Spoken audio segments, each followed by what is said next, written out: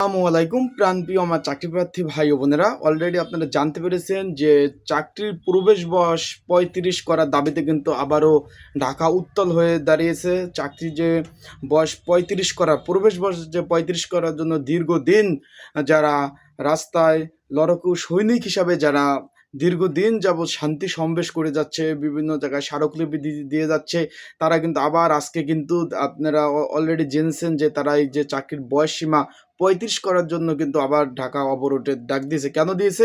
আপনারা এই যে গত ২ দিন আগে আপনারা দেখছেন যে বৈষম্য বিরোধী ছাত্র যে সংগঠন, তার যে প্রধান সমন্বয়ক সার্জিস আলম কিন্তু তার ফেসবুক একটি স্ট্যাটাস দিয়েছিল যে ৩৫ না, চাকরির বয়স প্রবেশ বয়স ৩২ বাড়িয়ে সেটা, আর ওইখানে আপনি রিটায়ার্ডের বয়স ৬২ করলে ভালো হয়, এই ধরনের স্ট্যাটাস দিয়েছে। তারপর বিভিন্ন জায়গা থেকে এই যে চাকরির প্রবেশ বয়স যে ৩৫ করার দাবি উঠেছে, এইটার বিরোধী করছে অনেকে। এই বিষয় নিয়ে কিন্তু তারা আজকে ঢাকাতে একটি সংবাদ সম্মেলন করছে। সেটা কি করছে সংবাদ সম্মেলন, সেই বিষয় নিয়ে কিন্তু আজকে এই ভিডিওতে আলোচনা করা হবে। এবং চাকরির বয়স বর্তমানে কি পরিস্থিতি আছে, যেহেতু জানেন যে গত ৩ দিন আগে জনপ্রশাসন মন্ত্রণালয় চাকরির প্রবেশ বয়স ৩৫ এবং রিটায়ারমেন্টের বয়স ৬৫ করে কিন্তু জনপ্রশাসন মন্ত্রণালয় একটি চিঠি দিয়েছে। সেটা বর্তমান কি পরিস্থিতি, সেই সকল বিষয় নিয়ে আজকে এই ভিডিওতে কথা বলার চেষ্টা করব। তাই ভিডিওটা আপনারা শুরু থেকে শেষ পর্যন্ত দেখবেন। রাজপথে ছাড়বো না, ৩৫ বছর প্রবেশ নিয়ে ঘরে ফিরবো, মানে রাজপথ তারা আর ছাড়ছে না। বর্তমানে যে ৩৫ বছর আইন নিয়ে তারা কিন্তু ঘরে ফিরবে। সরকারি চাকরি প্রবেশ বয়স ৩৫ বছর করার দাবিতে আন্দোলনে নেমেছে চাকরি প্রার্থীরা। আজকে শনিবার ২১ সেপ্টেম্বর মার্চ ফর ৩৫ ব্যানারে তারা কিন্তু শাহবাগে তারা সবাই অংশগ্রহণ নেন। আন্দোলন নাম হলো আপনার মার্চ ফর ৩৫। এই আন্দোলন এইটার নিয়ে ব্যানারে কিন্তু আজকে তারা শাহবাগে কিন্তু অবস্থান কর্মসূচি নিয়েছে।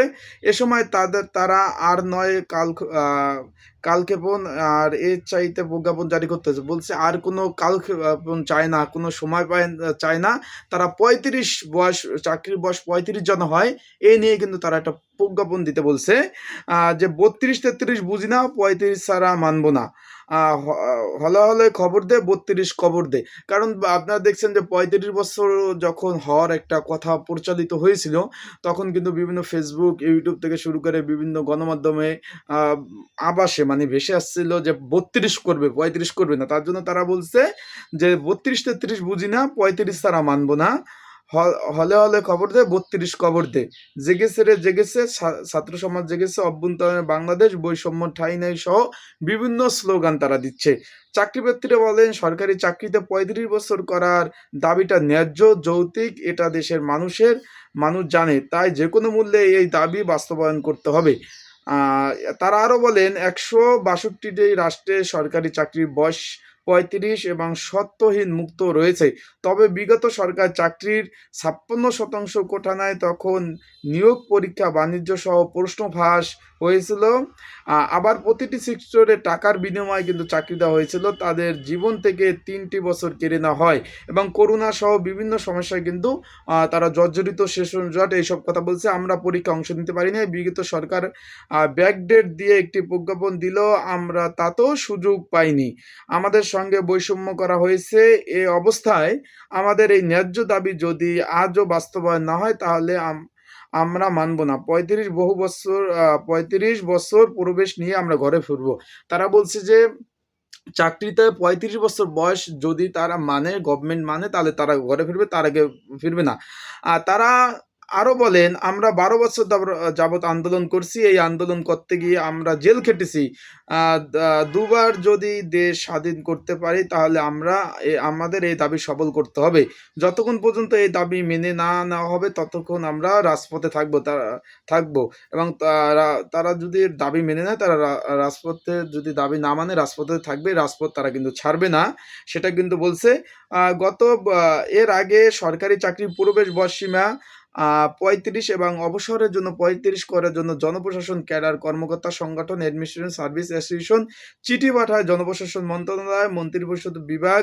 তারা যে দাবি করেছেন এটি সরকারের পর্যবেক্ষণের জন্য গুরুত্ব পেয়েছে। গত বুধবার যুগ্ম সচিব মোহাম্মদ সাজাদুল হোসেন সই করা মন্ত্রিপরিষদ বিভাগে অধিশাখা থেকে এটি পাঠানো হয়।